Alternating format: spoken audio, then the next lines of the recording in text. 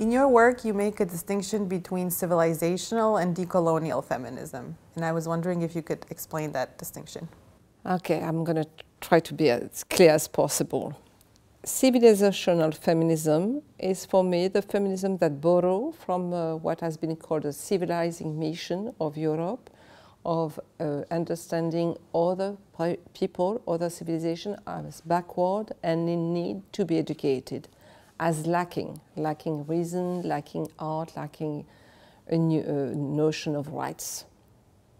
So that's the feminism that see itself, the feminists see themselves are going to save women, you know, in the rest of the world, black women, Muslim women.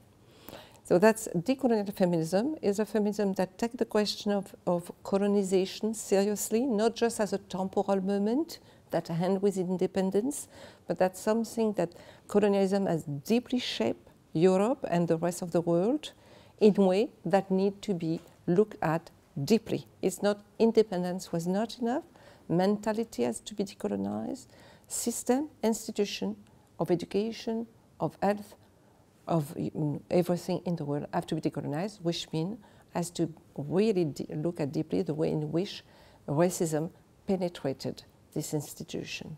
And then in your latest book, Feminist Theory of Violence, you introduce also the notion of carceral feminism as a type or a subset of civilizational feminism. Can you talk about that also a little bit?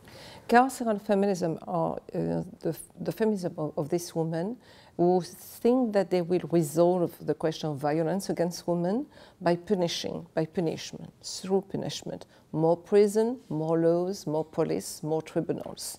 And this will protect women. So there's a question of protection. And my question is, how can you be protected by the institution that themselves are perpetuating violence? So we have to look beyond and that. And secondly, prison, all studies show that prison do not stop violence, the structural violence.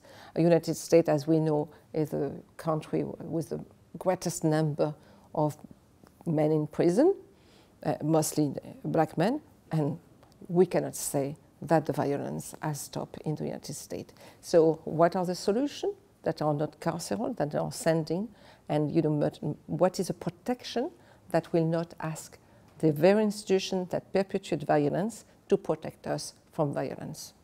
So what are those? What are those? You have already, you know, restorative justice, reparative justice, form of justice that is not just around punishment, how to reintegrate the men within the society. There is also, but abolitionists, really abolitionists like Angela Davis or other, are really for the end of prison. That make us make the effort of imagining a society without prison. Without that imagination of a past, we remain caught into just reform that are important, but are never giving us any hope of something else.